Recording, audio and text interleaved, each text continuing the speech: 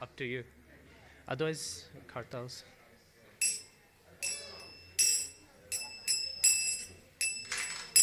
Jayo Radha Madhava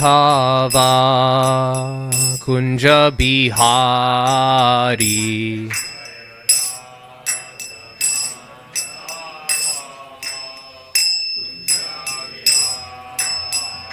Jayo Radha Madhava Kunja Bihari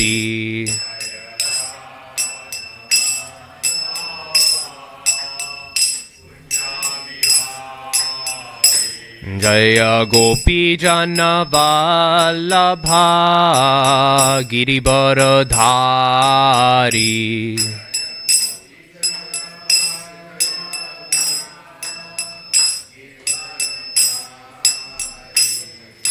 Jashoda Nandana Braja Jana Ranjana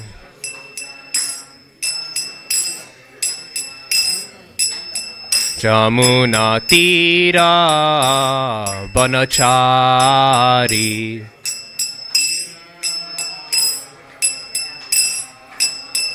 Jaya Radha Madhava Kunja Bihari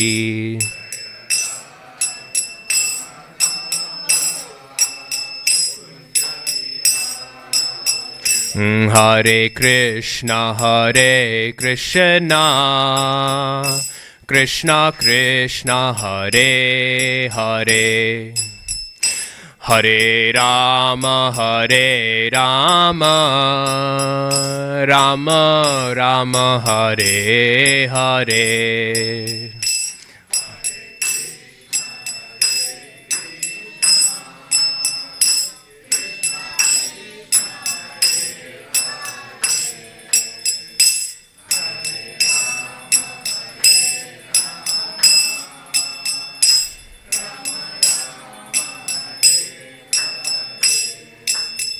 Hare Krishna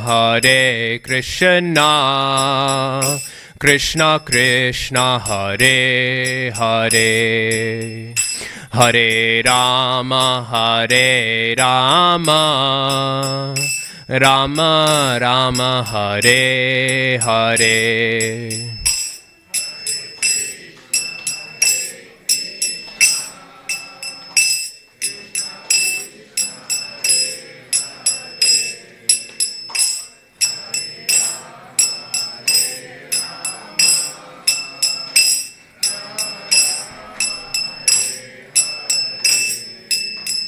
Hare Krishna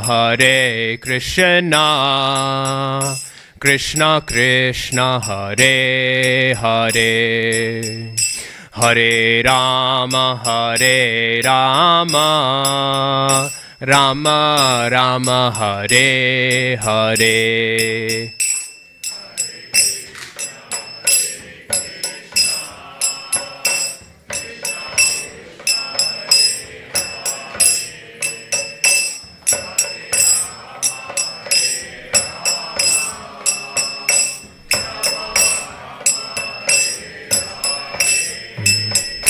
Hare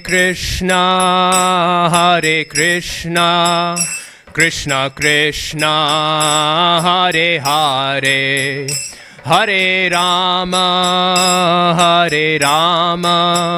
Rama Rama Hare Hare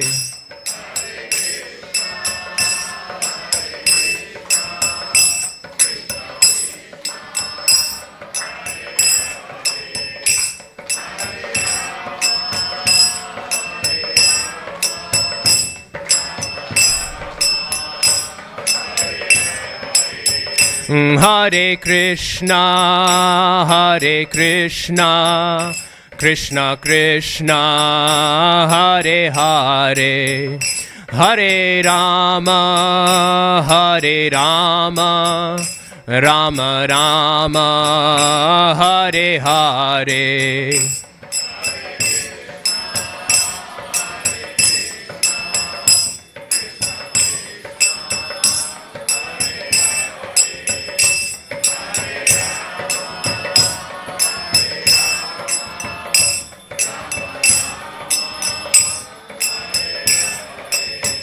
Jaya Radha Gopinata Radha Gopinata Shri Radhe.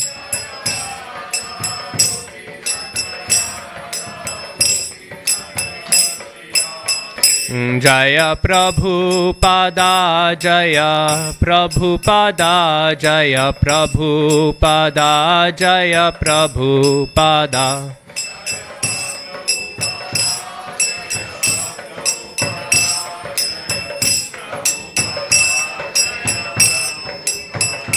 Jaya Guru Deva Jaya Guru Deva Jaya Guru Deva Jaya Guru Deva.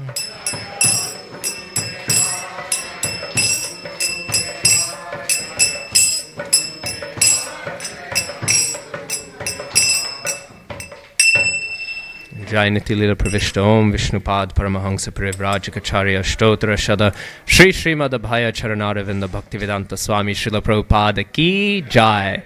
Jai Niti Lila Pravishta Om Vishnupad Paramahansa Parivrajikacharya Stotra Shada Shri Srimad Bhakti Siddhanta Saraswati Thakur Prabhupada Ki Jai. Shri Gauriya Vaishnav Guru Varga Ki Jai. Ananta Koti Vaishnava Vrinda Ki Jai. Nitai Gaura Premanande Hari Hari Hari Hari Bol. Om Jnanatimirandhasya Jnananjana Shalakaya Chakshurunmilitam Yena Tasmai Shri Gurave Namaha. Shri Chaitanya Manobhishtam Sthapitam Yena Bhutale Swayam Rupah Kadamahyam Dadati Svapadantikam. Vandeham Shri Guru Shri Utapad Kamalam Shri Gurun Vaishnavamscha Shri Rupam Sagrajatam Sahagana Raghunathanvitam Tam Sajivam Sadvaitam Savadhutam Parijana Sahitam Krishna Chaitanya Devam Shri Radha Krishna Padan Sahagana Lalita Shri Vishakhanvitamscha. Hey Krishna Karuna Sindho Dinabandho Jagatpate Gopesha Gopika Kanta Radha Kanta Namostute Tapta Kanchana Gourangi Radhe Vrindavaneshwari Vrishabhanu Sute Devi Pranamami Hari Priye. Namo Mahavadanyaya Krishna Prema Pradayate Krishnaya Krishna Chaitanya Namne Gauratvishe Namaha. Vanchakalpatarubhyascha Kripa Sindhubhyevacha Patitanam Pavanebhyo Vaishnavebhyo Namo Namaha. Jaya Shri Krishna Chaitanya Prabhu Nityananda Shri Advaita Gadadhara Shri Vasadi Gaura Bhakta Vrinda. Hare Krishna Krishna Krishna Hare Hare Hare Rama Rama Rama Hare Hare. So, Hare Krishna, welcome to the Sunday feast. Today we will be having a short discussion on a very, very large topic. And that topic is the life and quality of Srila Raghunath Das Goswami. Now, Raghunath Das Goswami is a very interesting figure. And he belongs to a very special group of people in the line of Chaitanya Mahaprabhu. So Chaitanya Mahaprabhu, we might know, what is the identity of Chaitanya Mahaprabhu? Who can tell me? What is his identity? Who is Chaitanya Mahaprabhu? Krishna himself, right? Yes. And who is then Chaitanya Mahaprabhu to the Gauriya Vaishnavas? Who is he to this Sankirtan movement in which this temple is found? Who is he to us? Is he our founder? Yes, he is. Chaitanya Mahaprabhu, he has come in order to give one very special gift to all of us. This Harinam Sankirtan Yagya. So this chanting of Hare Krishna, which we are doing under the guidance of Sri Chaitanya Mahaprabhu. But now, a natural question follows. How has Mahaprabhu given us guidance on how to chant? Does anyone know? How has Mahaprabhu given us guidance on how to understand the philosophy of Krishna consciousness? Sorry? Through the Goswamis, exactly, right? Because we don't have much that he has given us. What has he given us? He has given us the Shikshashtakam. And of course, this is a lot, right? We can pull all of the conclusions of our philosophy outside of this Shikshashtakam, right? These 8 texts. However, it is still not the bedrock upon which our philosophy lies. Mahaprabhu was more absorbed in chanting and preaching than in composing books, in composing texts, in teaching philosophy. He was very, very ecstatic. But Krishna consciousness is not a speculative process. It's not a process built on some sort of whatever sentimentality we feel. Krishna consciousness instead is built on a literature. It is sometimes described that there are 3 foundations for bhakti yoga. Can anyone guess? What would one be? I'll give you a hint. It's what we're all trying not to go outside and do. Eat, the opposite. Food. So food is one of the foundations of Krishna consciousness. So food is a very, very deep foundation. Now there's another one, and this is the one which, well, everyone very much enjoys. Chanting, yes, exactly, and chanting with music, right? So food and music are 2/3 of this Krishna conscious culture. But what is the third one? If you meet a Hare Krishna, you'll know you will get good food, you will get good music, and you'll get 1/3 other thing. Guaranteed. Who can guess? Knowledge is there, but how do they give knowledge? How do they collect knowledge? Sorry? Devotion is there as the bedrock of all of them, but what is the third expression? Knowledge was very close. Bhakti is, again, this is the basic principle, but I'm talking about the quality, right? Knowledge was close. I don't know who said knowledge, but whoever said knowledge, yeah, you're getting there. You're getting there. How is knowledge expressed? How is knowledge stored? Yes, through books. You know Hare Krishna, if there's good music, there's good food, and there's good books. These 3 are the key aspects of devotional culture. And yet, Sri Chaitanya Mahaprabhu, the founder of this Sankirtan, what books did he write? He wrote 1 poem. Maybe a few other lines of poetry Rupa Goswami has held. So then, what do we do? Our founder, the person who has given us our mood, right? He has apparently not given us so central a part. And we know, of course, the reason for this is, as was nicely said before, the Goswamis, they have written all of this wonderful literature. And this literature is the foundation of our philosophy. The Goswamis were commissioned by Sri Chaitanya Mahaprabhu to formalize and encapture our philosophy. And so these Goswamis are very important. Before the Ratha Yatra, we all know the Ratha Yatra, right? There's lots of dancing. But before the Ratha Yatra can happen, a certain temple needs to be cleaned. Which temple is that? Who knows? The Gundicha Mandir, right? So this temple needs to be cleaned because this is the temple where the Rath gets carried to. So this temple was cleaned by a certain Sri Krishna Chaitanya Mahaprabhu, right? And what did he do in order to be able to clean it? I know whenever devotees come around and they say, do you want to help cleaning? Well, I know they're going to ask it, and I try to find the furthest place I can run to, you know? If they don't ask me, I won't feel bad saying no. This is the attitude we can often have, and this is definitely my attitude. But Mahaprabhu, what happened? He went to this temple. He found the temple commander, the temple president, and it's described in Chaitanya Charitamrita. He begged for the opportunity to clean this temple. This is the word that is used. He begged for the opportunity to serve, to be able to sweep the floor. So, if it's good enough for God to beg for, then what should we be doing? Anyways, so in this way, Mahaprabhu, he has begged to clean this Gundicha Mandir, right? And so he cleans it, he sweeps it up like this, right? And during this whole time, it becomes very ecstatic. The devotees are very excited, and they do all sorts of wonderful things. What they do is they communicate by using the names of the Lord, and so some people will be giving buckets, others will be emptying buckets like this. And at one point, however, one devotee, he begins to try to honor the lotus feet of Sri Chaitanya Mahaprabhu. And Sri Chaitanya Mahaprabhu, what does he do? Does anyone know? What does Mahaprabhu do when this devotee honors his feet? He gets very angry. He gets very upset. And the reason why is at this point, Mahaprabhu, he is trying to understand what it is like to be a devotee. He's not so concerned about being worshipped at this point. At this point, he's trying to go deeper and deeper into devotional mellows. And so because of this, he's very, very upset. And he begins to chastise this person. And he says, actually, I want this person to be kicked out of the temple. Very heavy, very harsh. But there's one very interesting thing he says. He turns around to one of his associates. And he says, Dekho, look, Tomar Goriya. He says, this is your Goriya. This is your Vaishnav. He says, look at your Vaishnava. Mahaprabhu does not say, look at my Vaishnava. He does not say Amar Goriya. He doesn't say my Vaishnav, right? He does not say my devotee. What does he say? He says, look at your devotee. Now there's something very important in this. What is that? No one belongs to Chaitanya Mahaprabhu. Chaitanya Mahaprabhu, he is dancing and he has no possessions. He is a sannyasi, and that includes devotees. There are no devotees of Mahaprabhu.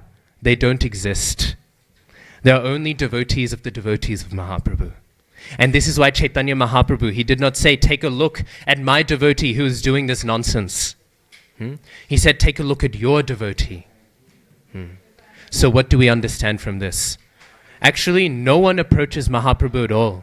No one approaches Chaitanya Mahaprabhu except through the devotees of Mahaprabhu. Mahaprabhu takes no direct approach. He does not accept it. Instead, he only accepts those who have been passed along by his intimate associates. And we see this as this pastime continues, and I'll wrap it up there because it's not too directly related to today's discourse. But as that pastime concludes, that person was welcomed back in. But welcomed back in how? Not by Chaitanya Mahaprabhu. No. But by Swarup Damodar. So in this way we see, actually there is no direct approach to Sri Krishna Chaitanya Mahaprabhu. So, why is this point being made? This is not just true in the pastimes of Mahaprabhu. This is also true in our understanding of Mahaprabhu. And that is why today we will be speaking about Raghunath Das Goswami. I'm on the roster for Sunday Feast, so whenever I come on to my next one, we will speak maybe about Gopal Bhatta Goswami. We will speak about all of the 6 Goswamis over the next few months. Okay. So like this, we should go to understand them. We should understand them deeply.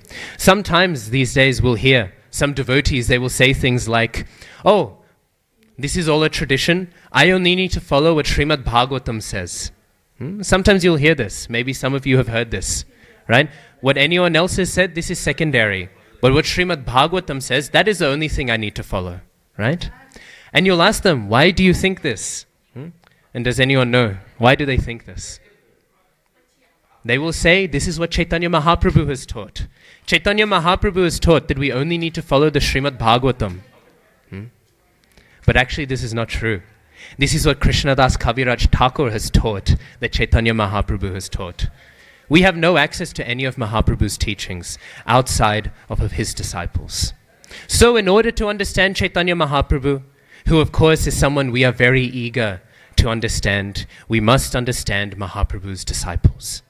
Right? Shri Chaitanya Manobhishtam Sthapitam Yena Bhutale Swayam Rupah Kadamahyam Dadati Sva Padantikam. Right? We chant this often before we speak class, before we recite anything. And what is it?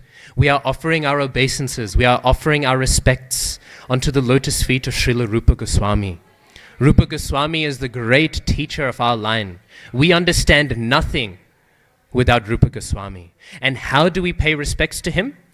Shri Chaitanya Manobhishtam. Right? You have understood the heart of Chaitanya Mahaprabhu. And therefore I wish to take your shelter. So in this way we should understand. Understanding the hearts of the Goswamis is so very central. So today we will be speaking some few things about Raghunath Das Goswami. Raghunath Das Goswami, I've chosen to speak because he is the first of the Goswamis in these pastimes to meet Chaitanya Mahaprabhu. Often people think of other associates, but actually Raghunath Das Goswami, he is the first to meet him. He meets him when he is very young, however, and therefore he's actually one of the younger ones. Yes, thank you, Prabhu. So, we hear this in Chaitanya Charitamrita. Now, Raghunath Das Goswami, he is very interesting for a few reasons, right? Firstly, we know the Goswamis are very scholarly individuals, aren't they? They've written so many large works. Jiva Goswami on his own, if you took all of his Sanskrit works together and combined them, it would be longer than the Mahabharata. This is how much Jiva Goswami has written. And all of the Goswamis, they are very literary, they're very scholarly. And therefore, most of them, they come from Brahminical backgrounds. Most of them were born in Brahminical families. But Raghunath Das Goswami, he was not. Does anyone know what is the background of Raghunath Das Goswami? He was a Kayashta, right? And so the Kayashtas, their they're technically Shudras, but they are of the highest levels. Bhaktivinoda Thakur, Bhakti Siddhanta Saraswati Thakur, they are also of this level. And why are they high level? Because they are literate. They are the scholars, right? Literacy was not seen as a high-class activity for most of human history, actually. It's only a very recent thing that we see being literate as being a very high thing. So, traditionally, they were not held to be of the birth of the Brahmins. But still, Raghunath Das Goswami, he comes from this background. And this is something that's very interesting. So, Raghunath Das Goswami, he comes from this background. But it's not just that he comes from his non-Brahminical background. Does anyone know the financial position of Raghunath Das Goswami's family? Does anyone know? Was Raghunath Das Goswami poor? Was he rich? Put your hand up if you think he came from a poor background, a very struggling, financially difficult background. And that's why he became a Goswami, because he thought, anyways, I'm not being fed. This way, the religious, they will feed me. Okay? Now, who thinks he was rich? Jai. Well, you wouldn't be wrong. Those of you who didn't put your hand up, you're wrong by default by not trying, okay? So, Raghunath Das Goswami, he comes from a very rich family. Actually, the reason why is they came into an arrangement with the local rulers. We know at this time, India was under the rule of the Mughals, right? The Islamic rule of at least the upper part at that point, right? And so the Mughal rule was there. And so during this time, we found that Govardhan, who is the father of Raghunath Das Goswami, he made a deal with the local rulers. He said, let me pay you a certain amount of money every single month, and for that amount of money, let me take care of this land. Right? And so this arrangement was very happily settled upon. Why was this arrangement done? Well, actually, you might think it was done for financial gain. But this was not the primary reason. Actually, the tithe, the taxation that Govardhan was required to pay was roughly equal to his income from running this area. So actually, some people might wonder, why did he take upon this burden? Why did he take upon this burden? Practically, he's losing all of his money in order to take care of some land. Right? Better you do any other work and then you get some money, right? Sometimes you think about that. In my hometown in Port Macquarie, we own a small business, right? And so sometimes I'll talk to the other business owners and they'll say, I don't even know I'm running this business. My employees earn better than I do, right? Better I should just sell this business and go work for a salary or something, right? And so we might think, why did they do this? This is a lot of effort to run a whole locality. The reason why is because actually Govardhan was still a relatively pious person. And because of his piety, he wished to protect that area. And he thought, if I do this, I will be able to manage it, and therefore freely the devotees will be able to do their activities. So in this way, these activities went on. And naturally, they continued on like this, and under good management, the family became very, very rich. Right? It's described one of the richest possible. In today's money, we would consider multimillionaires, right? Maybe even billionaires. Very, very rich, right? But Raghunath Das Goswami, it is described, even as a very, very young boy, he had no real interest for any of this. Raghunath Das Goswami, he only wanted very little, right? He had very little desires. Raghunath Das Goswami was under the influence of two main gurus. These two gurus, they are both very much connected to Sri Krishna Chaitanya Mahaprabhu. One of these gurus was known as Yadunanda Acharya. And Yadunanda Acharya, he was the family guru. What does this mean to be the family guru? It meant he would sort of be trusted by the family and he would do all of the rituals and all. Now Yadunanda Acharya, Hari Hari, Yadunanda Acharya, he was a disciple of Advaita Acharya. However, this was done on a familial level. On a spiritual level, Raghunath Das Goswami, he was guided by Balaram Acharya. And Balaram Acharya was the disciple, or rather the friend of, who can guess? Who can guess? We're thinking. Haridas Thakur. Haridas Thakur was a dear friend of Balaram Acharya. And we know Haridas Thakur is a great, great devotee of the Lord. And so, because of this, Balaram Acharya, he arranged that Raghunath Das Goswami would be able to have darshan. He would be able to have the association of Haridas Thakur. Thakur Haridas is what? Namacharya. Who can tell me? Why is Haridas Thakur the Namacharya?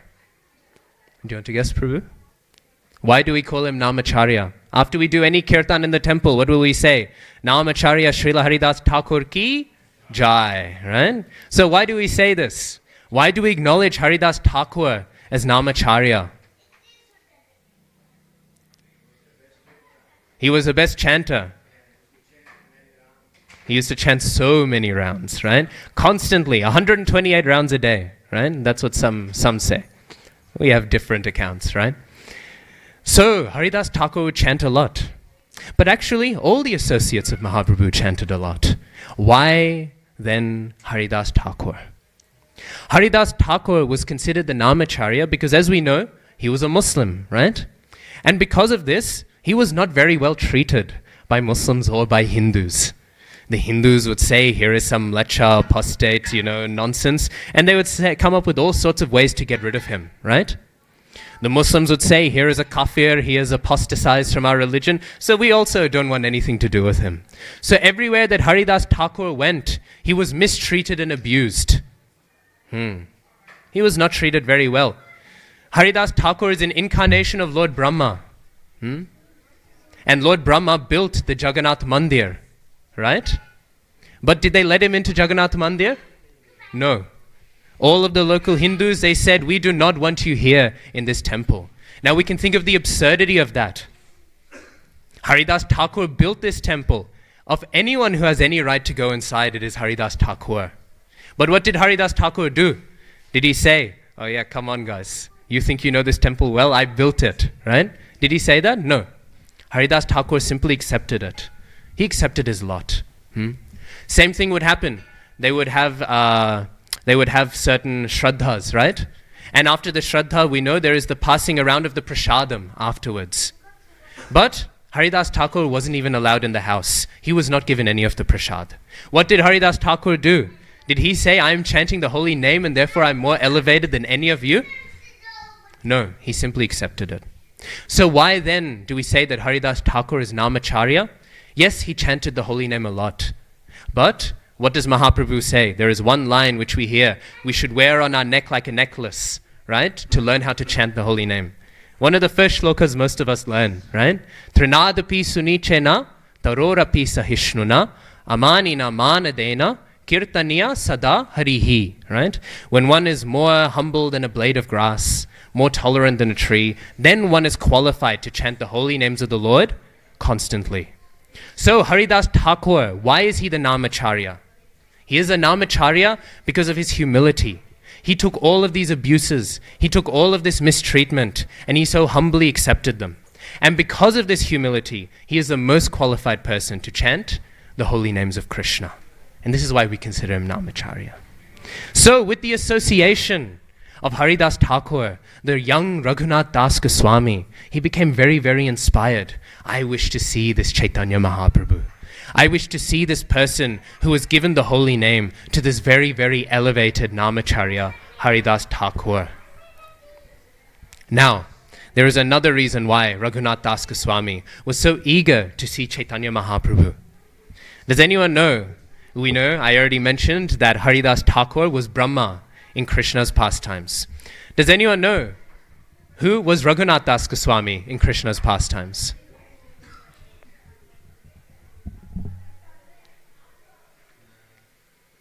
Oh, Prabhu's coming with an idea. Sorry?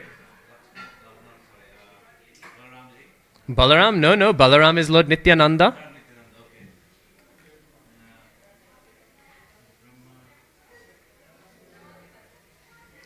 So, actually our acharyas, they give several different options.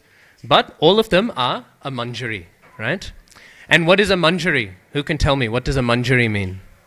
Manjari is a place in Krishna's A place? I mean, it's a section of the... It is a section of Srimati Radharani's devotees. So, to be a manjari is to be a maid servant of Srimati Radharani. Okay. So now I asked everyone earlier, who is Chaitanya Mahaprabhu? And we all very nicely said Krishna, right? Krishna himself. But actually, this is not the whole story. Chaitanya Mahaprabhu is Krishna himself. But who else? Sorry? Krishna and Radha Bhav, yes. But if Radha Bhav is there, then who else is there? Radharani is there as well. Radharani, she is described as Mahabhav Svarupini. What does this mean? Swarup means somebody's form, right? So Srimati Radharani is Mahabhav Swarupini. Her very form is her bhava. There is no distinction, right? So if Chaitanya Mahaprabhu is Krishna experiencing Srimati Radharani's mood, then he is also Radharani and Krishna at the same time. Does this make sense? You cannot separate her from her mood. She is Mahabhav Swarupini. So then, what do we hear? We hear that Raghunath Das Goswami was very, very eager to find Sri Chaitanya Mahaprabhu. And we find that Raghunath Das Goswami is a manjari, a little maidservant, a little friend of Srimati Radharani. This is how we can understand why was Raghunath Das Goswami, even as a small child, so eager to find Sri Chaitanya Mahaprabhu? Of the two halves, which one is the predominant one? Krishna or Srimati Radharani? Chaitanya Mahaprabhu is both. Which one is the predominant one in Sri Chaitanya Mahaprabhu? Radharani, yes? At the beginning it's Krishna. That's why we see in Navadvip, when Mahaprabhu has long hair, right? When he has long hair, he's showing his universal form. He's doing all of these miracles here and there. But after he takes sannyas, he is not bothered with any of that. After he takes sannyas, he only wants to go deeper and deeper into Srimati Radharani's mood. So because he is going deeper and deeper into this mood, right, we are hearing that Raghunath Das Goswami, who is a manjari, is so eager to meet their Lord, right? So because Raghunath Das Goswami is so eager to meet his Lord, therefore he becomes very excited and he goes to travel to visit Sri Chaitanya Mahaprabhu. So then, as he goes to travel, he meets Mahaprabhu. And Mahaprabhu, he meets Chaitanya Mahaprabhu, right? I mean, Raghunath Das Goswami, he meets Chaitanya Mahaprabhu. And when he meets him, Chaitanya Mahaprabhu, he speaks a few choice words to him. He says, when Raghunath Das Goswami, he says, I wish to be your follower, please accept me as one of your followers. He's only young at this time. Chaitanya Mahaprabhu, what does he tell him? He says, do not engage in this monkey renunciation. Instead, go back home and act as a normal, regular person, live out your life, fulfill all of your financial duties, make money, be comfortable, Haribol, right? What a nice instruction. Wouldn't we all like that, right? If our spiritual master told us, you know what? No need to give anything up. Just go back home, make some money, live comfortably, right? But actually, this was a certain test, we can say. So Raghunath Das Goswami, he hears this. And Mahaprabhu, he says, do not engage in this monkey renunciation. What does this mean, to be renounced like a monkey? We can think of monkeys. What do monkeys do? What clothes do monkeys wear? What do they wear? What are the clothes of the monkey? None, right? They wear no clothes. So the monkey with no clothes is around. How renounced, right? How renounced is the monkey? He's not wearing any clothes. He's lying about, right? But what is the monkey actually doing? If you've been to India, you'll know the monkey's being a rascal is what the monkey's doing, right? I still remember when we were last in India, my mother and I, we were going on a rickshaw. And somebody tapped my mother's shoulder, and my mother turned around, and that somebody turned around to be a monkey, right? A monkey who had understood how humans interact in this way. And so when my mother turned around, the monkey stole my mother's glasses and ran away, chewed on them and chucked them in the bin, right? Very, very sweetly used my mother's expensive glasses, right? So this is what monkey renunciation means, right? You can wear nothing, be begging everyone. If you see the monkeys, they're always begging people for food, right? You can be running around begging, having nothing, wearing nothing, and still, what will you find? You can still be a rascal, you can still be some nonsense. So this is the point Mahaprabhu was saying. Do not engage like this. Do not behave in this way. Instead, go back home, right? And so he went back home, and like this, nicely, he lived out his life, right? He lived it out. He kept on making money like this, right? And he kept on going on. And this was at a very young age. This is why Raghunath Das Goswami, he is the first of the Goswamis to have met Sri Chaitanya Mahaprabhu. However, this is not where the story ends, of course. Raghunath Das Goswami, he becomes very, very eager to have the association of Mahaprabhu. very eager. And so, even though he is given all of these things, he is very rich. His wife is very, very beautiful. We can think of the most beautiful woman we could imagine. And she was probably even more beautiful, right? We could think Miss India of the 1500s, right? This is who he married, right? And so he married her. Very, very sweetly, he had this marriage arranged for him, right? And he had, again, copious amounts of money. So he was very satisfied. And his qualities were very nice. At one point, there was one person who felt threatened by Raghunath Das Goswami's parents, or parent rather.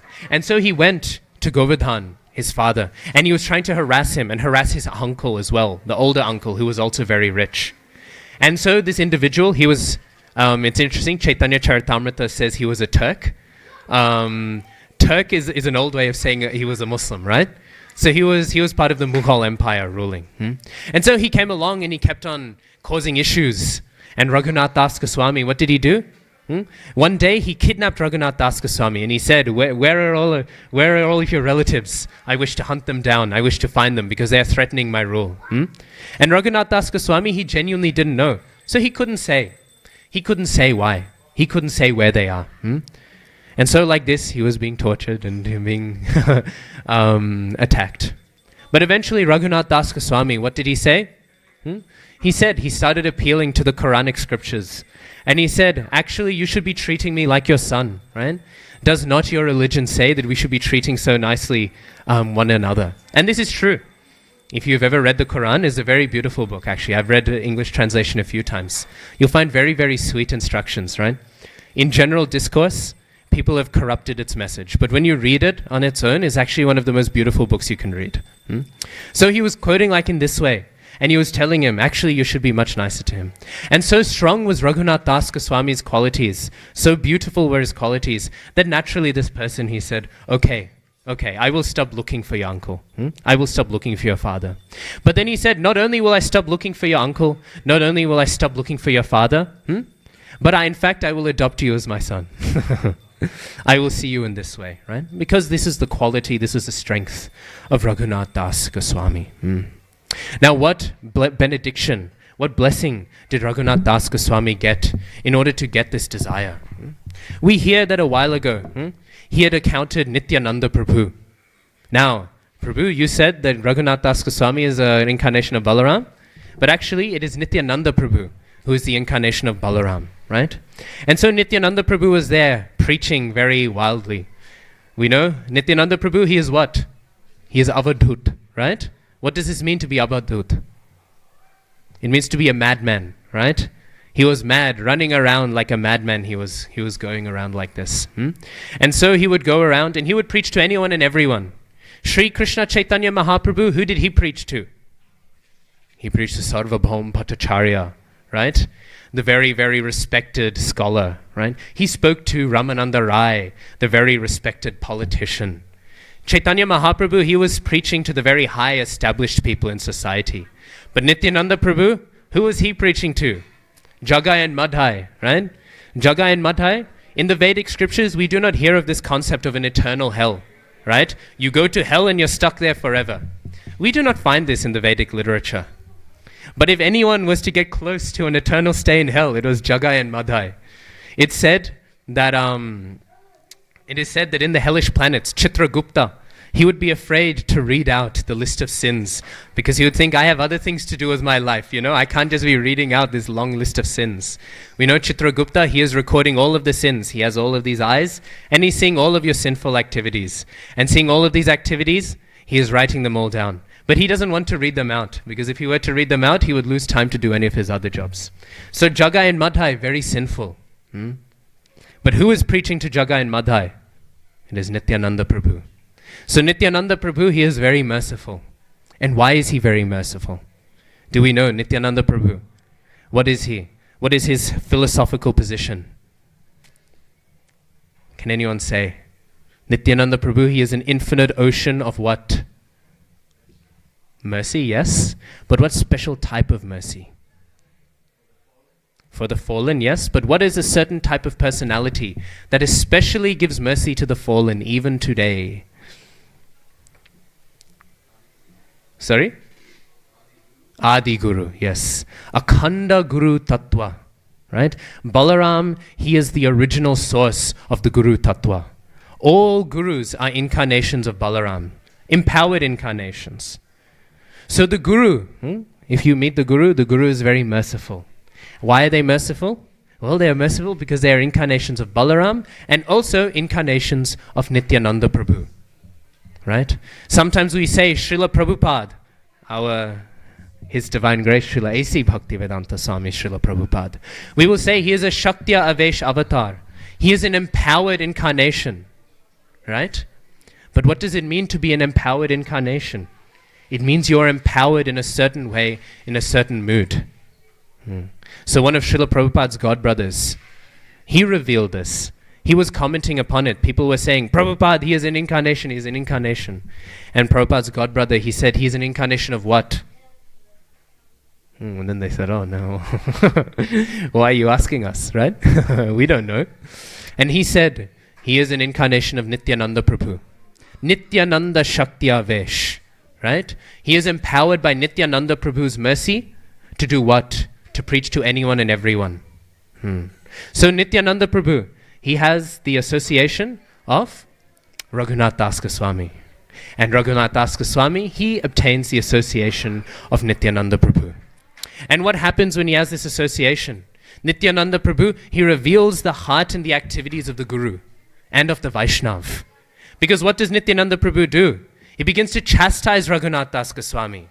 He says, you rascal, you nonsense. What are you doing? You have all of this money, right? You're becoming so rich. You're living so comfortably. And you're claiming to want to have darshan of Chaitanya Mahaprabhu. And all you're doing is filling your pockets. So like this, Nityananda Prabhu, he says this chastisement. And so then, what does he say? He says, your punishment is, firstly, I will place my foot upon your head. And so Nityananda Prabhu, he places his foot on Raghunath Das Goswami's head. And he says, the other great punishment I have for you is that you will have to fund a festival for all the devotees. You will have to provide yogurt and chipped rice and all of these things. With all of your money, you will have to provide this for us. These are your two punishments, right? So, what does this tell us about the Guru? What does this tell us about the Vaishnava? This is the punishment of the Vaishnava. His Holiness Gaur Govinda Maharaj says, even the curses of the devotees are blessings. Because the devotees are beyond the platform of good and bad. They are not concerned with doing things which are good for you, things which are bad for you. The only thing the devotee is concerned with is taking that little seed, that little bhakti lata bij, that little seed of devotion in your heart and pushing it along and making it grow. Piety, impiety, good or bad, who cares? Throw it out the window. This is not what the devotee cares about. Once Srila Prabhupada, he was there in his office, and Shyamarani Mataji, at the time Jadurani Mataji, she came in and she was painting. We all know the painting of Nrsingadev, right? Very ferociously ripping apart Hiranyakashipu, right? All of the blood and gore everywhere, right? So she was painting this. And she was hearing that there is a description of a rug which Nrsingadev is tearing apart on, right? And so she thinks, what would a rug look like in Vedic times? So she was thinking. And then she remembered in Srila Prabhupada's room, there is a painting of Sita Ram Lakshman. And on this painting, there is a rug in the front. And this rug, she thought, well, at the very least, if Srila Prabhupada likes it, even if it's not fully accurate, it's good enough, right? If it's good enough for Prabhupada, it's definitely good enough for the rest of us, right? So she went into the room. But if you ever see the layout of Srila Prabhupada's rooms, often the photo would be above the Vyasasan or the seat that Srila Prabhupada would sit on. So Mataji, she was there and she wanted to look at this painting. She wanted to look at this drawing to see how the rug was assembled. And so she kept on looking, but she didn't want to step on Srila Prabhupada's seat. She didn't want to disrespect Srila Prabhupada's seat. And so she was peeking up like this, and on her tippy toes. If you see Jadurani Mataji, Shyamarani Mataji, if you ever, I've only had a personal darshan once, but if you see, even in videos, she's not so tall, right? So she was on her tippy toes, right? Trying to look, right? And like this, she was trying to look at the painting. And then Srila Prabhupada, he came into the room, and he said, Jadurani, what are you doing? And because she was standing looking a little bit silly, right, on her tippy toes looking at this painting. And she said, Srila Prabhupada, I'm trying to study this painting because I wish to know how a Vedic rug would look like so I can put it in my painting. And then he said, then why are you standing on your toes? And Mataji, she said, because Prabhupada, I did not want to disrespect your seat by stepping on it. I didn't want to step on your seat. Srila Prabhupada, he heard this and he said, if it is required for Krishna's service, you can step on my own head. This is what Srila Prabhupada said. Why? Because the devotee is not concerned with right etiquette, wrong etiquette. You follow etiquette if you need to, right? To be a good person, whatever, right? We're not concerned with any of this. Not concerned with doing the right thing, doing the wrong thing. This is a low, low platform. It is an important platform. We should do the right thing because it is conducive to devotion. But the only reason we do the right thing is because it's conducive to our devotion, not for any other reason, right? So in this way, Nityananda Prabhu, he is showing this in his pastime with Raghunath Das Goswami, right? Placing his foot on his head and punishing him, right? Not giving him a good time, but actually giving him the greatest blessing. What a blessing it is, right? To have the lotus feet of Nityananda Prabhu on one's head, right? This seems degrading to our sensibilities. And the reason why is because it is degrading. It is very degrading to have somebody's foot put upon your head, right? This is the most degrading thing in any culture. But why is this done? This is to show the high position of the great devotees, right? That even the act which is degrading if a normal person would do it is elevating if they do it. So we see this. The devotee is not concerned with cursings or blessings, whatever they are. All of them ultimately are conducive for one's devotional service. And so Raghunath Das Goswami, in this way, he was blessed so deeply. Why? Because Nityananda Prabhu, he punished him by forcing him to serve all the devotees by throwing a wonderful, beautiful feast. This was his punishment. And so he was very excited in order to be able to give all of these items in service of the devotees. And this is the chastisement of the Guru. This is the chastisement of the Vaishnav. We can think of this, right? We can think of the two trees which Krishna knocks over, right? They were cursed by Narad Muni. And this is the greatest blessing. They had the opportunity to have the direct darshan of Krishna, right? So many opportunities like this we can think. So in this way, we see Raghunath Das Goswami, this desire gets born. And then very famously we hear Raghunath Das Goswami, he keeps trying to escape. And his family, they tried to keep him stuck at home, right? They give him all sorts of opulent items. They give him all sorts of opulent opportunities. And they're trying to capture him up in the ropes of this material world, right? And at one point they become so frustrated, they think we can't keep him, right? Every single time he keeps trying to escape to sign up and join those crazy Hare Krishnas, right? He keeps on trying to do that. And so at one point his mother becomes so frustrated. His mother says, I want to tie him up with a rope. And I will tie him up with a rope, and when he's tied up with this rope, he will not be able to escape. Like this, Raghunath Das Goswami's mother says. And so she begins to do it. And then his father says a very famous line. We've all heard this. This is probably Raghunath Das Goswami's most famous pastime. He says, if the ropes of wealth, of a beautiful wife, of a stable family, if these ropes cannot hold down Raghunath, then what can we say about physical ropes? Because these are the ropes that deeply tie us, right? There's one famous story, right, of this, his disciple. And his guru tells him, you should begin to be more renounced now. You know, you've lived your life, have some more renunciation. And then the disciple says, oh, Guru Maharaj, I can't, right? I cannot give these things up. It's too difficult, right? And then later on, this disciple, he hears a spiritual master yelling out, help, right? So he thinks, where is this help coming from? And he goes to find his spiritual master in a river holding onto a stick, right? This is another famous story. And he's holding the stick, and he says, Gurudev, what is the problem? Why are you calling out for help? And so the spiritual master, he said, I am drowning, and I have nothing that can help me, right? There is no stability I have. And I'm being held away by this giant log which is drowning me. This giant log is holding me down so I cannot stabilize myself. And so the disciple says, Gurudev, it's just a small stick, let it go.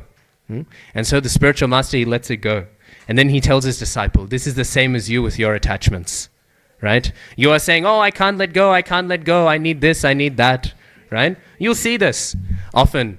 You'll see devotees will justify the wildest of things. I still remember one devotee was trying to justify to me, Prabhu, I need a 4K TV. You don't understand. It is necessary. Then I can have nice darshan of Radha Gopinath on the 4K TV. And I thought, okay, Jai Prabhu. We'll see how often Radha Gopinath are on that 4K TV. But anyways, I let him go on with his day, right? So often people will have all these things that they need, right? Prabhu, you don't understand. I need 5 cars. Prabhu, you don't understand. I need to become the CEO. You don't understand. I need this thing. But actually, all of these things, they are not necessary. But why do we feel we need them? Because they tie us up deeper than any ropes ever could. And so because of this, Raghunath Das Goswami's father, he thought, if these ropes cannot hold our dear son, right, then what can physical ropes do? The greatest ropes in this world are not holding him. And so Raghunath Das Goswami, like this, he left. And so he went away and he became under the tutelage of Srila Swarup Damodar, right? Swarup Damodar is an incarnation of Lalita. Some authorities say Vishaka, but Lalita is what is more often said by our acharyas. And there is a very specific reason for this. Lalita, who is Lalita? Who can tell me? Who is Lalita? Mataji is saying? Yes, Vishaka and Lalita are the 2 dearest friends of Srimati Radharani. Right? Very, very close friends. So there's a very specific reason why Mahaprabhu sent Raghunath Das Goswami to be trained by Swarup Damodar. And the reason why is, again, Raghunath Das Goswami. What is he in Krishna Leela? A Manjari, right? So he is wanting to learn service of Srimati Radharani. And Lalita is one of the dearest friends of Srimati Radharani. So through Lalita, Raghunath Das Goswami, he is able to learn these things. So in this way, we see Mahaprabhu, he instructs him to go across in this direction. Now Swarup Damodar, he trains up Raghunath Das Goswami very nicely, right? And so he is very, very ecstatic, very, very happy in Raghunath Das, in Swarup Damodar's service. Right? And being trained up in this way, we know Raghunath Das Goswami, he became very austere. Actually, his whole life, it is very funny. He was probably the richest of the 6 Goswamis, and he was also probably the most austere. Raghunath Das Goswami would spend 2 hours eating and sleeping. The remainder of his time, he would spend chanting and offering obeisances to the devotees. It is described in Bhakti Ratnakar, I believe, or in Chaitanya Charitamrita, one of the 2. It is described that he would pay obeisances at some times to 2,000 devotees in one day. He would honor all of the Vaishnavas. So he would live very austerely. Whenever I hear this, I always think Raghunath Das Goswami is spending 2 hours eating and sleeping, right? He's spending all the other time in service. I will spend 2 hours in the morning chanting my rounds, and the 22 hours of the day I will spend sleeping. So we can think Raghunath Das Goswami, right? What is day is night, right? What is day for the spiritualist is night for the materialist. This is the reverse. So Raghunath Das Goswami, like this, very austerely he was living. Very austerely. Anyway, so after Swarup Damodar ended his earthly pastimes, Raghunath Das Goswami, he became very upset. He became very emotionally destroyed, right? And so Raghunath Das Goswami, he fled to Vrindavan. And he went to Vrindavan. The rest of the time he spent with Swarup Damodar. But now he went to Vrindavan. And he took shelter of Rupa and Sanatan Goswamis. Rupa and Sanatan Goswamis, I'm very excited to speak about. They are very, very important. And of course, Srila Jiva Goswami. But actually, all the Goswamis are important.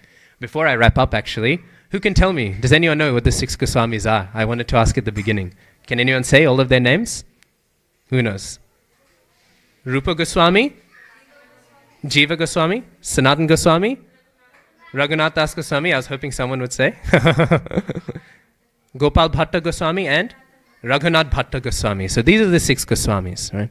Anyways, so Raghunath Das Goswami, he went to be trained under Srila Sanatan Goswami and under Rupa Goswami. Actually, they prevented him from ending his life. He was so upset after his spiritual master passed away that he thought, I will now end my life. I will drown myself. But anyways, they prevented him from doing this. And like this, very nicely, Raghunath Das Goswami, he spent the rest of his time in Radha Kund. This is why Radha Kund is if we wish to have the mercy of Radha Kund, we should pray especially to Raghunath Das Goswami. We hear in our philosophy there is sambandha, there is abhidheya, and there is prayojana. There is the ontology, there is the relationship of everything. There is the abhidheya, there is the methodology, and then there is the prayojana, that is the goal of our spiritual life. Different devotees have been put in charge of each one of the different ones as embodying it. Raghunath Das Goswami, he embodies which of the three? Does anyone know? He is Prayojanacharya. He embodies the goal of Krishna consciousness. Why? Because he is going to the highest place. He went to Radha Kund, and there he took care of Radha Kund. He actually helped the maintenance of Shyama Kund right next to it. And in this way, Raghunath Das Goswami, he is embodying being the Prayojanacharya. How so? Because he is embodying this service. And we see this most fully held, and I will conclude on this pastime, otherwise I will receive the chastisement of the Kirtan devotees. We see this most fully. Once, Raghunath Das Goswami, he would not have a bhajan kutir. He would simply do his bhajan right in front of Radha Kund. In front of Radha Kund, he would chant his rounds, he would engage in smaranam, right? In this way, he would engage. And so nicely in this way, he would be doing this all the time. No shelter or anything. He would be unsheltered. Animals would come. He wouldn't care. He was so absorbed in these higher things that he wouldn't be disturbed. But one day, it was a very strong sun, right? And the strong sun was beating upon him. And he was very much sweating, and his body was heating up, and his skin was drying up, and he would have actually maybe passed away from the intensity of it. But what happened was, as he was burning up, Srimati Radharani herself, she came, and she took what she was covering her head with, and she covered Raghunath Das Goswami with this. This way, she sheltered Raghunath Das Goswami. We can see here, what is the position of the Vaishnavas, right? Who is Krishna worshipping, right? Everyone is worshipping Krishna. Krishna is worshipping Srimati Radharani, right? So Srimati Radharani is the highest thing, but now Srimati Radharani, she is providing for Jai. Shri Shri Radha Gopinath Bhagavan Ki Jai. She is providing for Raghunath Das Goswami. I'll finish on this point. In this way, we see the elevated position of Raghunath Das Goswami, right? And the only reason he started then to ever take shelter in his life is he never wanted to inconvenience Srimati Radharani again. This is why we have bhajan kutirs. They were started by him for this singular purpose. So on that note, we will conclude. Srila Raghunath Das Goswami Ki Jai. Shri Shri Sad Goswami Ki Jai. Srila Prabhupada Ki Jai.